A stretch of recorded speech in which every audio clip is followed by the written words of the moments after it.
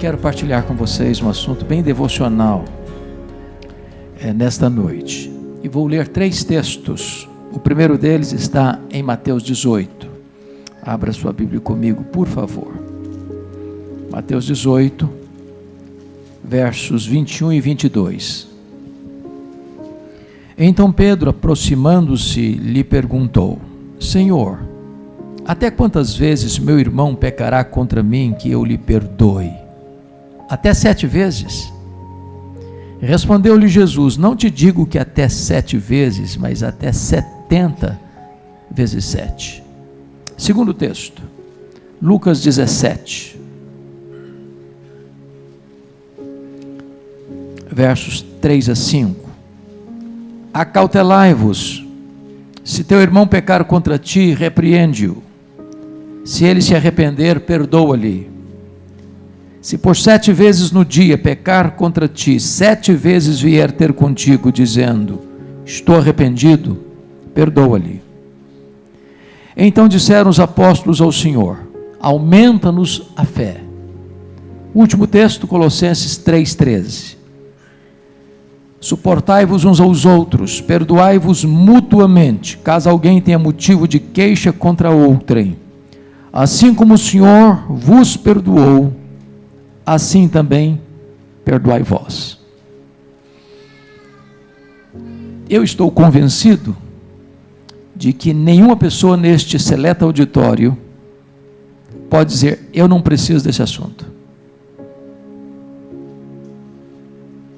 Nunca errei com ninguém. Nunca precisei pedir perdão. Nunca precisei perdoar ninguém. Então essa mensagem é para mim e é para você. Precisamos dela, porque nós não viemos de uma família perfeita.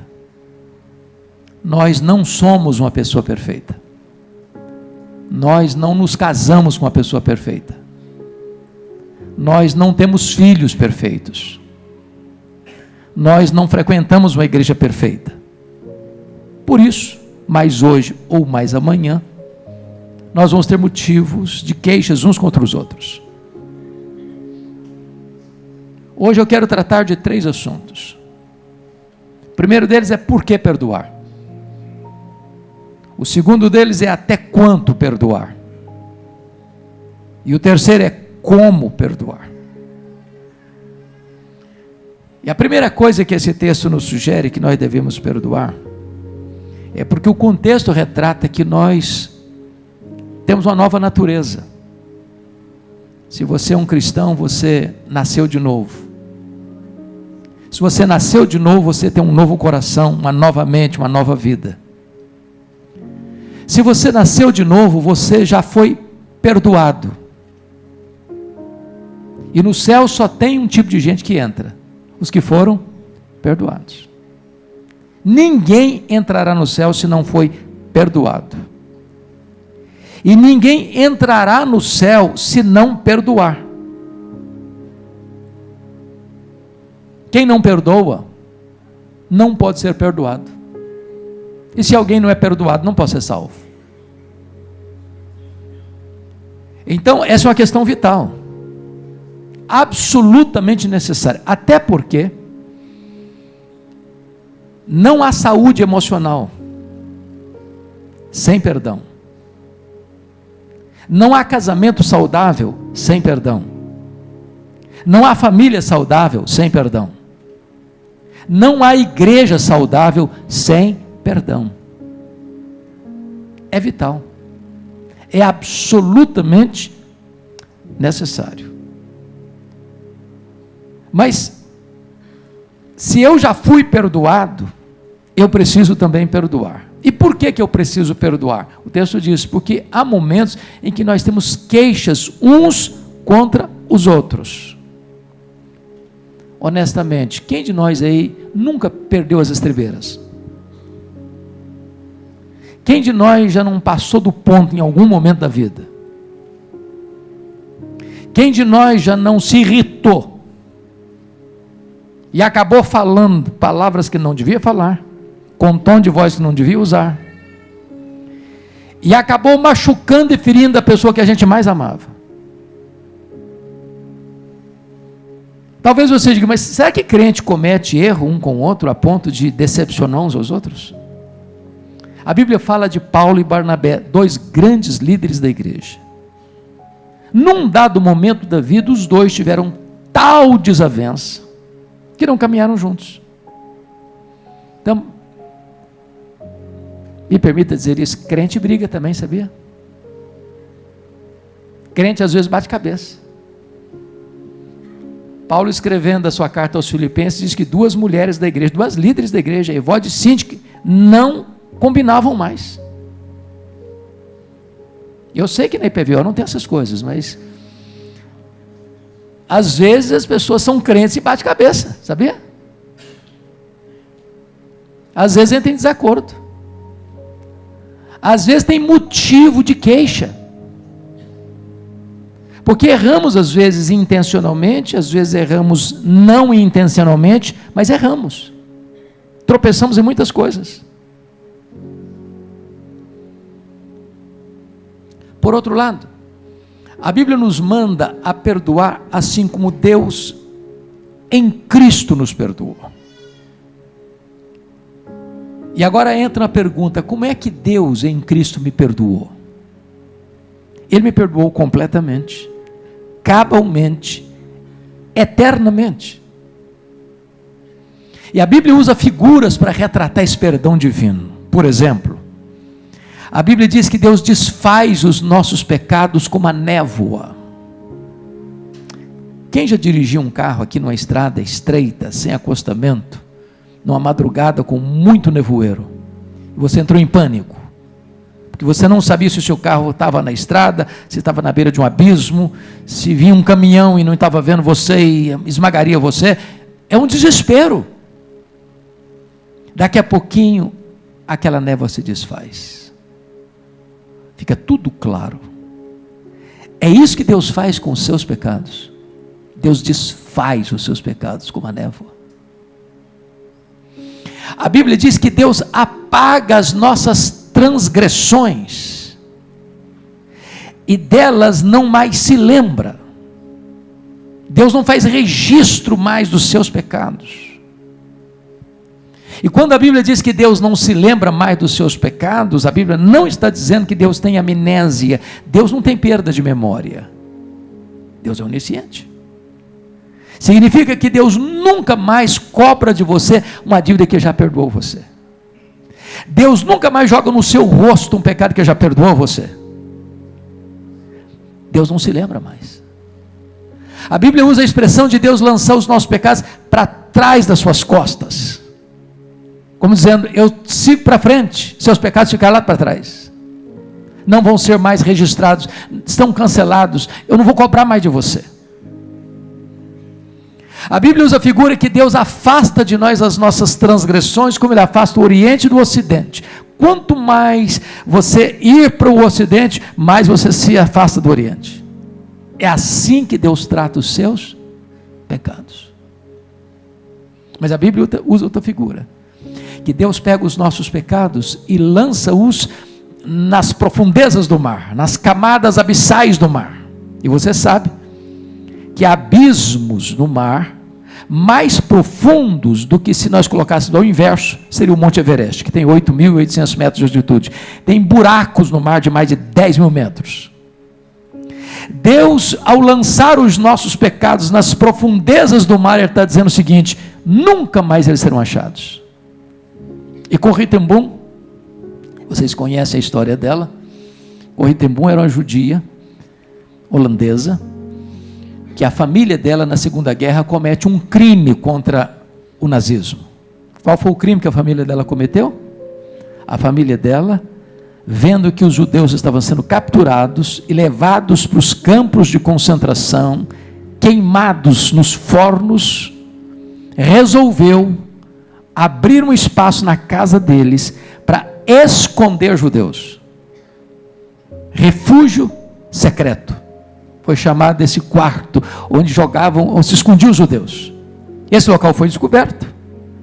O pai de Corrie ten Boom foi preso, a família dela foi presa, ela foi presa, a irmã dela foi presa e toda a família dela morreu. Somente ela sobreviveu.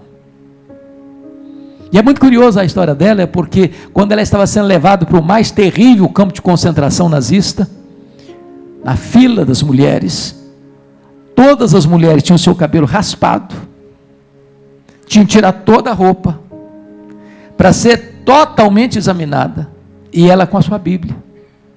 E ela fez uma oração: meu Deus, manda o teu anjo, porque eu não posso deixar de levar minha Bíblia. Mas lá pelas tantas ela pensou assim: mas os anjos são invisíveis, Deus, eu preciso que um anjo seja visível hoje. E ela está na fila, e os guardas examinaram a pessoa atrás dela, os guardas examinaram a pessoa na frente dela, e ela passou como um ser invisível pela investigação, e levou sua Bíblia. Por providência divina,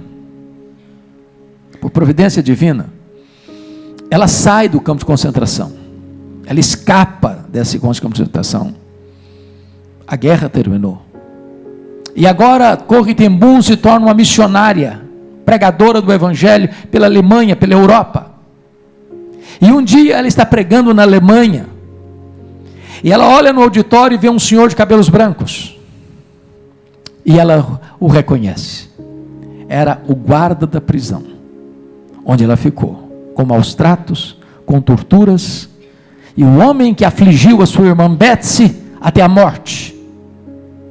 Aquele homem havia se convertido a Cristo também, estava no auditório ouvindo Corrie ten Boom, e Corrie ten Boom está agora na porta da igreja cumprimentando as pessoas. Quando ela vê este homem se aproximando e estendendo a mão para ela, e diz: Corrie ten Boom, eu preciso lhe pedir perdão.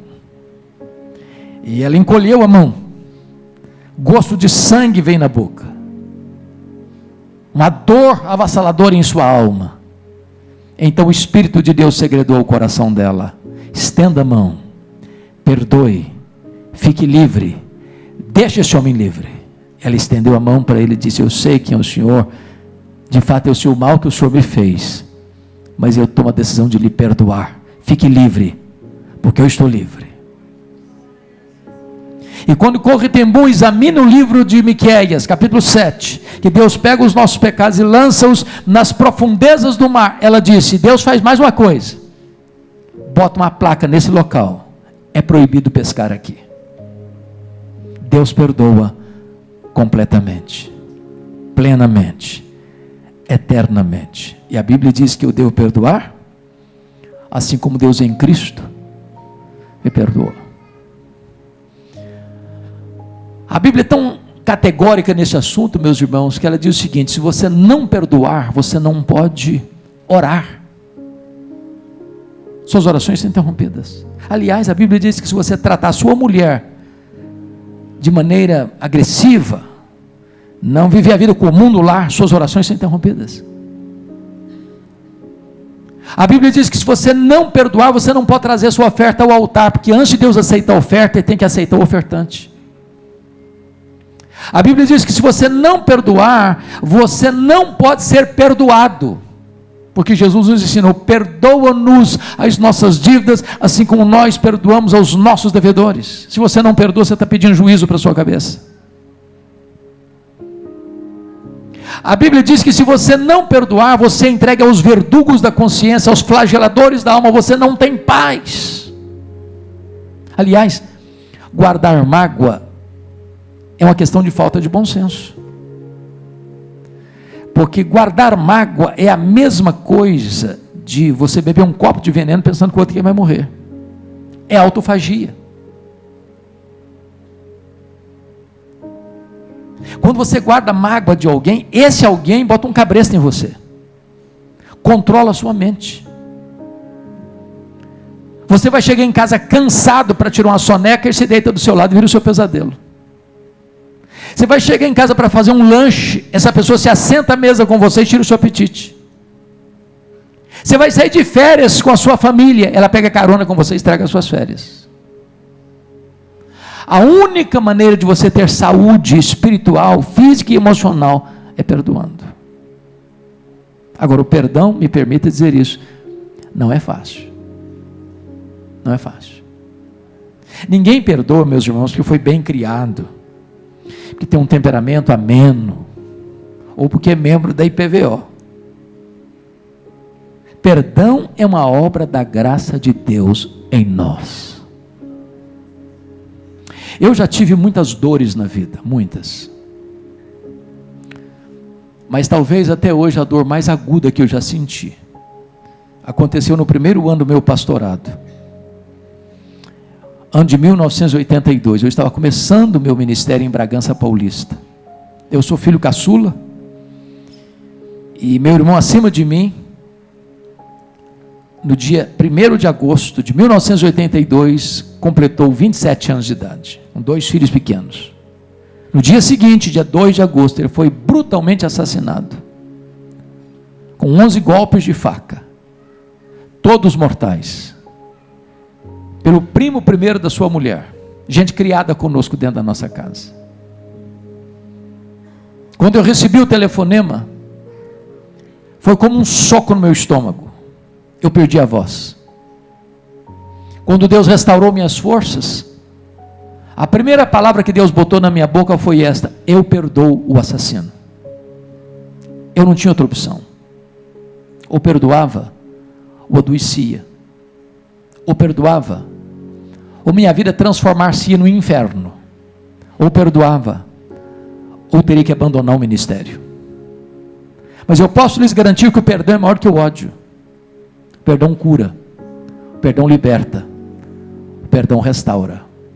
O perdão é a asepsia da alma, é a faxina da mente, é a alforria do coração. A Bíblia me ensina a perdoar assim como Deus em Cristo me perdoou. Mas, pastor Luciano, eu só fui entender de fato o que é esse perdão no dia que eu pude entender uma parábola que Jesus contou, a parábola do credor incompassivo. Jesus conta uma parábola que um rei acertava as contas com seus súditos e encontra um que lhe devia 10 mil talentos. Não tendo com o que pagar, o homem pediu clemência e o rei perdoou a ele a dívida de 10 mil talentos. Lá na frente, aquele cidadão perdoado encontra um conservo que lhe devia 100 denários. Também não tendo com o que pagar, pediu clemência e disse: não, comigo é assim não, eu não perdoo não, pago o que você me deve, senão eu ponho você na cadeia. O rei ficou sabendo da história, mandou chamar o homem, disse: servo malvado, eu perdoei a você 10 mil talentos, agora você não perdoou o seu conservo 100 denários, então você vai ser entregue aos verdugos, aos flageladores, até que você pague o último centavo. E Jesus termina assim: assim vosso Pai Celeste vos fará, se do íntimo não perdoardes uns aos outros. A parábola terminou, e eu não entendi quase nada, eu não sei quanto vale 10 mil talentos, também não sei quanto vale 100 denários, não é a nossa moeda. De fato, Jesus não contou apenas uma parábola, ele contou uma hipérbole. Nenhum judeu podia dever no primeiro século 10 mil talentos. O que são 10 mil talentos? Um talento são 35 quilos de ouro. 10 mil talentos são 350 mil quilos de ouro. Para você ter uma ideia, no período áureo de Israel, período de Salomão, todo o ouro que entrava nos cofres da nação eram 666 talentos por ano. 10 mil talentos eram todos os impostos da nação durante 13 anos. De acordo com o salário da época, para um homem granjear 10 mil talentos, ele teria que trabalhar 150 mil anos. Portanto, a dívida é o quê? Impagável. Pois este é o tamanho da dívida que eu tenho com Deus, que você tem com Deus, que nós temos com Deus. Nós nunca poderíamos quitar a nossa dívida com Deus. Sabe o que Deus fez com a sua dívida? Colocou-a sobre Jesus. E lá na cruz ele pegou a escrita de dívida que era contra nós, rasgou, anulou, encravou na cruz e diz: está pago, está consumado, você não deve mais nada. Esse é o perdão que Deus deu a você, perdão livre, perdão infinito, perdão eterno, perdão completo, perdão cabal. E agora a Bíblia diz que eu devo perdoar como Deus em Cristo me perdoa. Ninguém aqui nesse auditório pode dizer: não, pastor, se eu contar a minha história, o senhor vai me dar razão. sofri muito, fui muito injustiçado, me machucaram demais, levei muito prejuízo. A Bíblia diz que eu devo perdoar, assim como Deus em Cristo me perdoou. Por que que você deve perdoar? Por que que eu preciso perdoar? Porque nós fomos muito perdoados. Vamos ao segundo texto. Mateus 18, 21 e 22. Volta lá comigo, por favor.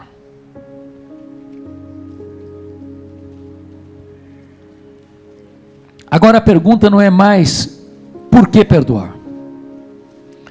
A pergunta agora é até quanto perdoar? Versículo 21, então Pedro, aproximando-se, lhe perguntou: Senhor, até quantas vezes meu irmão pecará contra mim? Preste atenção, não é o perverso, não é o ímpio, não é o meu inimigo não, é o meu irmão. O que Jesus está admitindo? Que irmão erra com outro irmão. Então não fica escandalizado, não deveria, mas erra. Ou você nunca errou com seu irmão? Erramos dentro de casa, erramos fora de casa, erramos na igreja. E a pergunta do Pedro é essa: até quanto, Senhor? E ele, muito generosamente, quase querendo receber um aplauso e um elogio de Jesus, até 7 vezes. 7 é um número emblemático na Bíblia, é um número perfeito. Os rabinos da época diziam que se perdoava, devia se perdoar até 3 vezes, mas 7, Pedro estava querendo arrancar um aplauso de Jesus. Parabéns, Pedro, você é um cara batuta, você é crentão mesmo. Para Pedro é como se fosse uma cota. Senhor, até onde vai essa cota de perdão? Até 7 vezes, Senhor. E Jesus desconcerta o Pedro e responde para ele: não até 7 vezes, Pedro, até 70 vezes 7. Acho que Pedro não tinha feito o Kumon, então não tinha uma resposta rápida para dar. Ele não tinha feito esse cálculo na cabeça dele rapidamente. É claro que Jesus não está falando de 490 vezes. O que Jesus quis dizer para Pedro é que o perdão é ilimitado.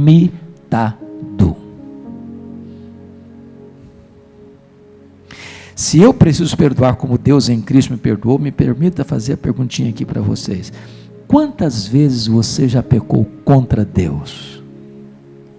Será que já chegou a 490 vezes?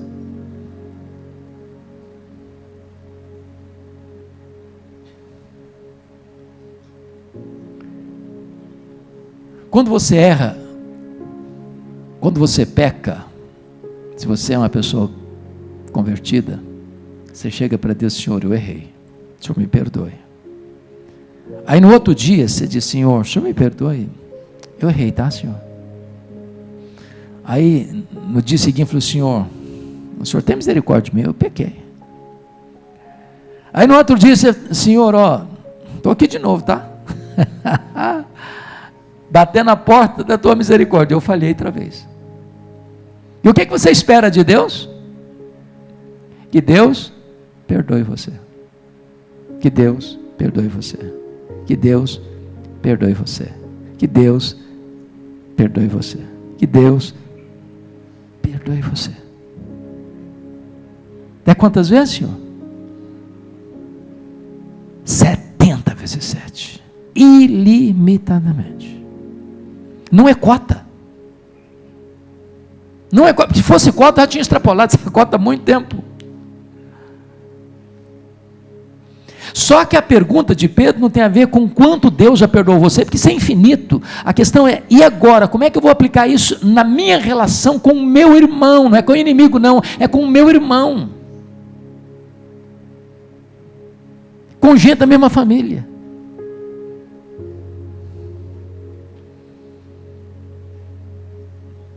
Agora pense comigo o seguinte: se Deus chegasse para você e para mim assim, falou: olha, fulano, Hernandes, vamos fazer o seguinte, até hoje eu te perdoei, agora não erra de novo não, porque eu risco você da minha caderneta. Não falha de novo não, porque você, vou virar as costas para você nunca mais. Se Deus fizesse isso com você e comigo, o que seria de nós? estaríamos arruinados, perdidos, condenados. Não há homem que não peque. Quem falar que não tem pecado, a Bíblia diz, é mentiroso. E significa, irmãos, que enquanto Jesus não nos levar para o céu, nós vamos fazer o quê? Infelizmente, erramos com os outros, frustramos os outros, decepcionamos os outros, machucamos os outros. Não temos licença para pecar, não temos permissão para fazê-lo, mas nós ainda não fomos glorificados.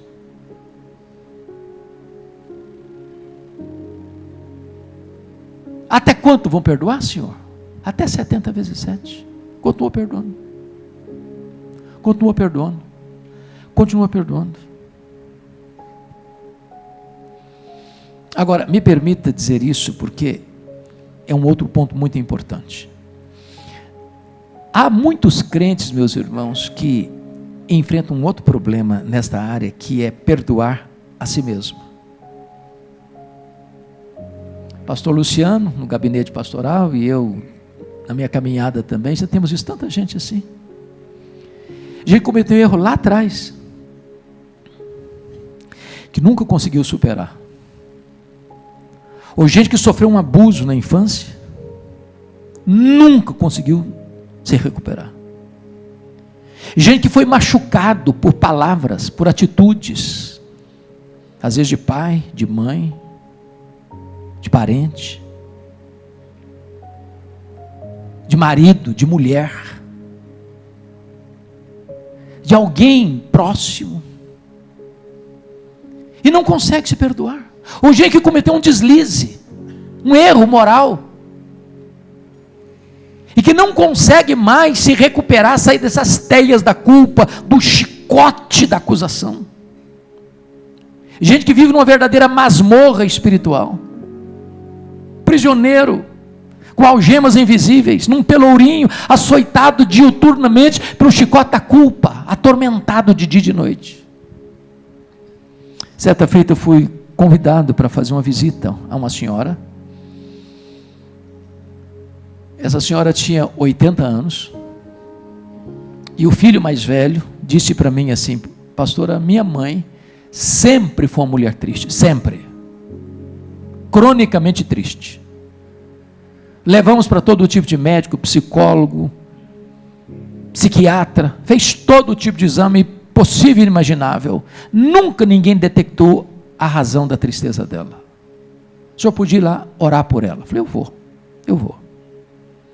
Quando eu chego naquela casa, aquela senhora estava sentada num sofá, com um olhar distante, com um semblante abatido, e eu começo a conversar com ela. Ela disse para a família: eu preciso ficar sozinho com o pastor. E quando eu fico sozinho com ela, ela me olha nos olhos e me diz assim: pastor, eu sofro há 60 anos. E eu perguntei, mas por quê? Ela me respondeu: eu traí meu noivo, ele nunca ficou sabendo. Fui casada há muitos anos com ele, sou viúva há vários anos, mas aquele pecado está tão vivo na minha memória, como se eu tivesse cometido hoje de manhã. Eu não tenho paz, eu vivo debaixo do carrasco da culpa todo dia. Eu chorei com aquela mulher, falei para ela da graça de Deus, contei para ela do sangue do Cordeiro que nos purifica de todo pecado, e aquela mulher com 80 anos se rendeu a Cristo. Tive o privilégio de discipulá-la, de batizá-la, de acompanhá-la mais 10 anos, uma mulher que tinha um sorriso nos lábios agora, mas que nunca tinha perdoado a si mesma, nem recebido o perdão de Deus. Estou pregando em São Paulo, pouco tempo, e uma mulher veio para mim e me mostrou a palma da mão rasgada. E ela disse: o senhor está vendo essa mão rasgada? Eu falei: estou vendo a cicatriz aí. Ela me disse: eu fui esfaqueada pela minha mãe quando eu tinha 10 anos. Ela me disse: eu odiei minha mãe 50 anos. Eu enterrei a minha mãe e não a perdoei. E hoje eu sou atormentada pela culpa porque eu não perdoei minha mãe. Tem Tem muita gente hoje, irmãos, vivendo uma vida miserável, porque nunca tomou posse do perdão de Deus. Helenivação, talvez a maior expressão de capelania hospitalar no Brasil, num dos seus livros conta a história de Doralice. Doralice era uma moça, que em virtude dos dramas da vida, das angústias da alma, toma a decisão de tirar a vida. E ela tomou solda cáustica, destruiu todos os seus órgãos. E um dos mais afamados cirurgiões de São Paulo dedica-se a cuidar da Doralice e fez várias cirurgias corretivas no seu organismo. Depois de meses e meses e meses de tratamento intensivo, com muitas cirurgias, consegue recuperar a saúde da Doralice e com muita alegria deu alta para a Doralice. Ela voltou para sua casa, para recomeçar a sua vida. Esse médico afamado, convidado para uma grande conferência de cirurgia na Europa, arrumava as malas para ser um dos preletores, onde daria testemunho do sucesso do tratamento de Doralice. Quando ele está terminando de arrumar as malas, o telefone toca, ele atende, é da casa de Doralice, e a informação era essa: Doralice acabou de cometer suicídio. Ele cancela a viagem, rapidamente vai para o local onde a família estava, com o corpo gelado da Doralice, estendido ainda na cama. E ele chora sobre o cadáver da Doralice e disse: Doralice, me perdoe, me perdoe. Eu curei as feridas do seu corpo, mas eu não lancetei os abscessos da sua alma.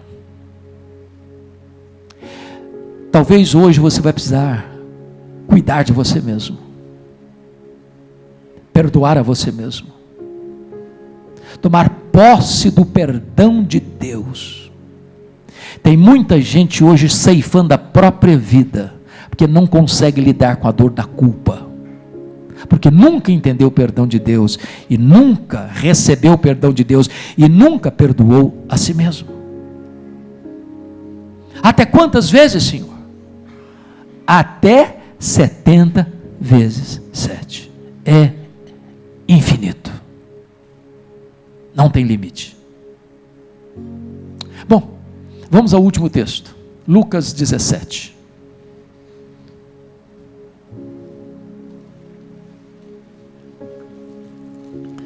Em Lucas 17, meus amados, a pergunta não é mais por que perdoar. A pergunta não é até quanto perdoar. Lucas 17, a pergunta é como perdoar. E o verso 3 começa com uma palavra muito sugestiva. Jesus começa assim: acautelai-vos. Por que Jesus fala disso aqui, quando vai tratar de perdão? Porque a primeira coisa que nós temos que compreender é que se eu estou falando de perdão, eu estou falando que duas pessoas ou mais estão o quê? Machucadas, feridas, magoadas. Eu preciso de cautela, sabe para quê? Para não pegar uma marreta de 5 quilos para pregar uma taxinha. Para não usar uma força desmesurada para resolver um problema. Gálatas capítulo 6 diz assim: se o teu irmão for surpreendido em alguma falta, vós que sois espirituais, corrigi-o com espírito de brandura. E a palavra corrigir aí, na língua original, é uma palavra da medicina ortopédica, de alguém que quebrou um osso, precisa ser colocado no lugar, tem que ter o quê? Cuidado, sensibilidade, está machucado, está doído, cautela. Me permita 2 exemplos.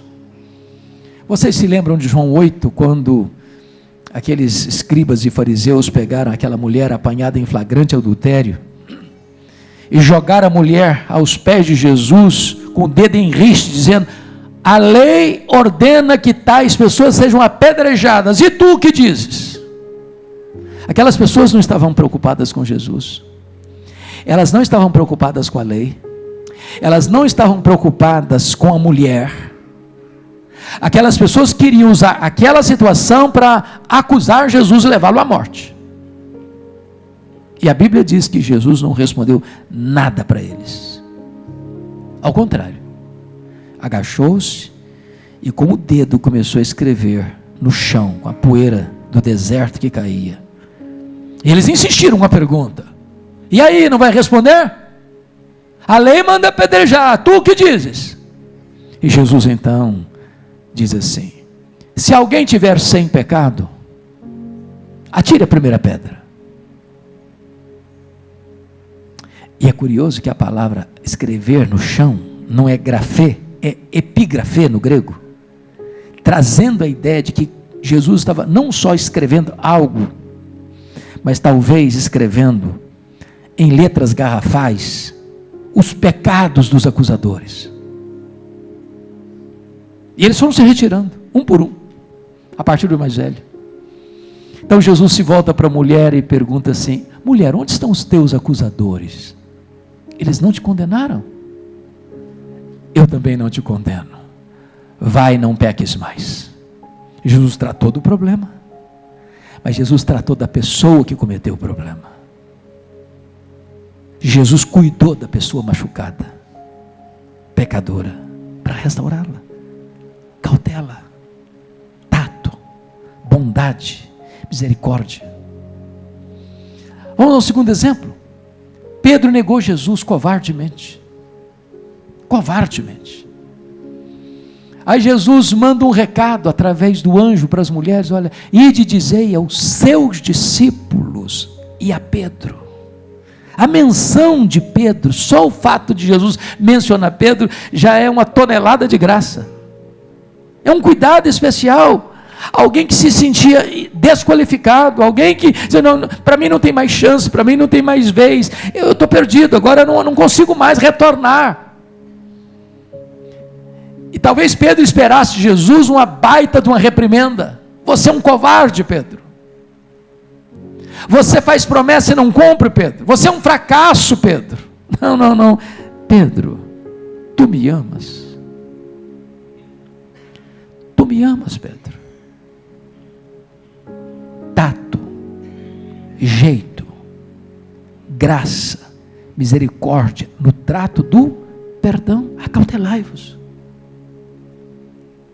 Porque às vezes, irmãos, até no ato de pedir perdão a gente pode demonstrar arrogância, ou até no ato de perdoar a gente pode demonstrar arrogância. O cara chega para o outro e fala: eu sou um homem cheio do Espírito Santo, um homem muito espiritual, e por esta razão, porque sou muito generoso, resolvi perdoar você que é um crápula. Pronto, eu não resolvi o problema, eu fiz um outro, piorou a situação. Cautelai-vos, acautelai-vos. Se o teu irmão pecar contra ti, repreende-o. O que Jesus está querendo nos ensinar aqui? Primeiro, ele está querendo nos ensinar aqui que o tempo, no que tange a perdão, não é o Senhor da razão. Conhece essa frase brasileira? O tempo é o Senhor da razão. Tem gente: não, fulano de tal errou comigo, eu estou machucado, estou ferido, estou magoado, estou cuspindo marimbondo, mas o tempo vai acalmar. A poeira do tempo vai cobrir isso. Vou botar no congelador, vou botar debaixo do tapete, daqui a pouco melhora. A Bíblia não ensina isso não. Tempo não cura ferida, tempo gangrena a ferida. Deixa eu dar 2 exemplos. Vocês se lembram quando Jacó saiu de casa?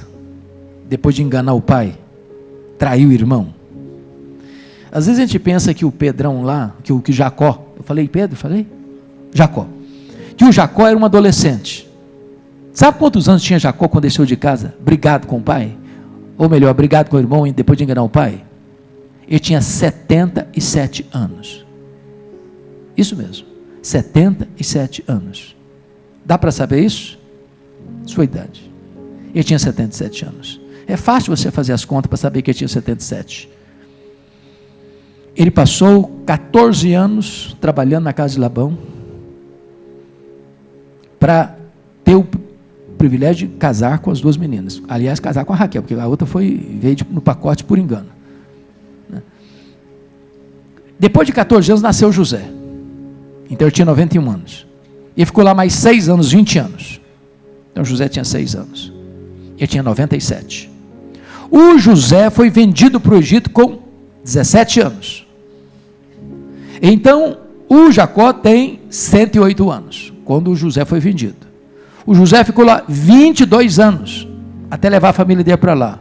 A Bíblia diz que quando ele vai para lá, o Jacó tem quantos anos? 130 anos. Ele ficou 17 anos lá, morreu com 147 anos. Pois bem, o Jacó saiu de casa com 77, não era um menino. Não era um menino. Ele ficou lá quantos anos? 20 anos. Quando ele retorna, o problema dele com o irmão dele estava vivo na memória dele, estava desesperado. 20 anos não foi suficiente para apagar da memória dele o problema. Deixa eu dar o segundo exemplo.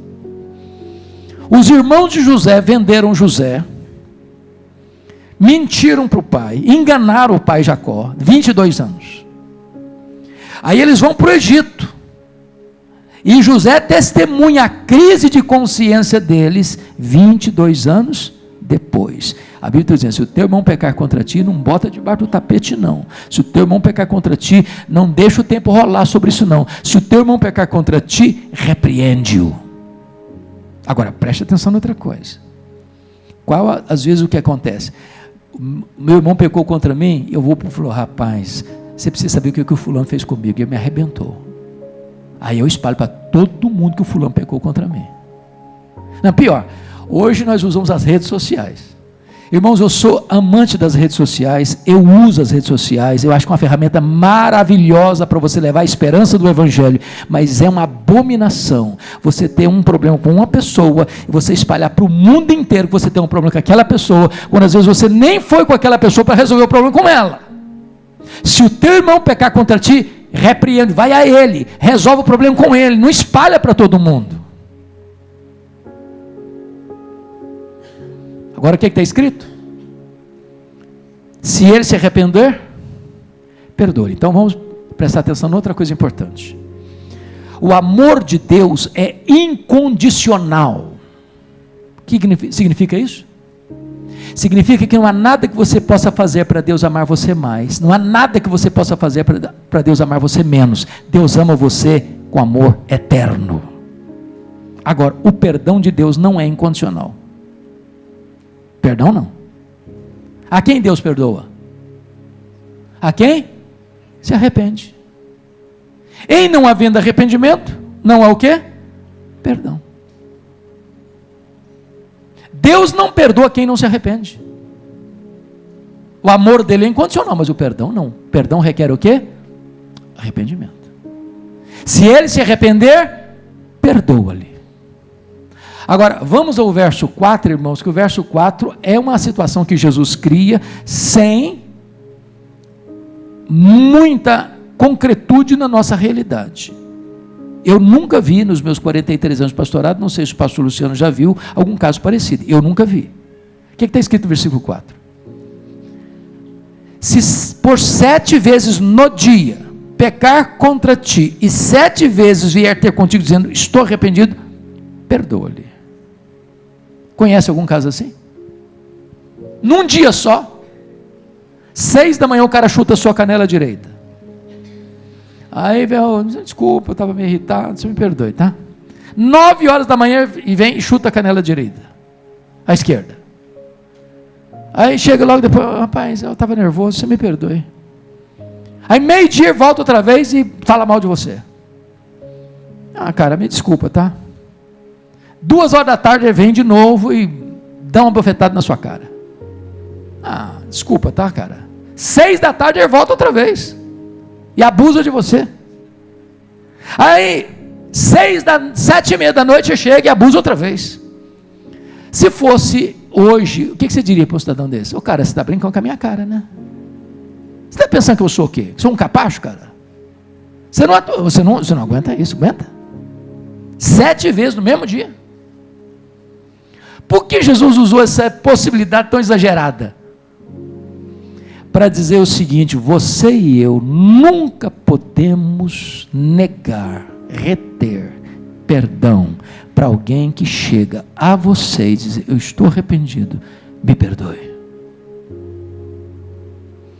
Deixa eu copiar meu colega lá de São Paulo, Orival. Vocês estão entendendo o que eu estou falando?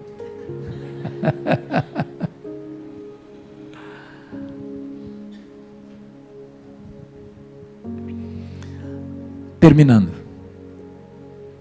A reação dos discípulos é incrível no versículo 5.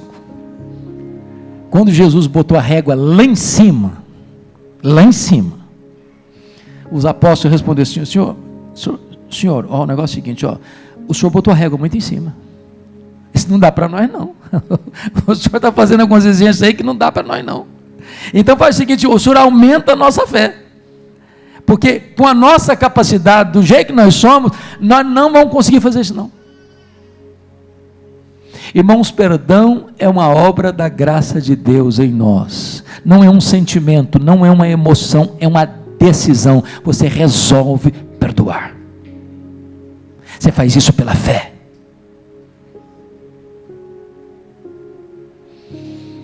A minha oração nesta noite, por isso que disse que é uma mensagem muito devocional,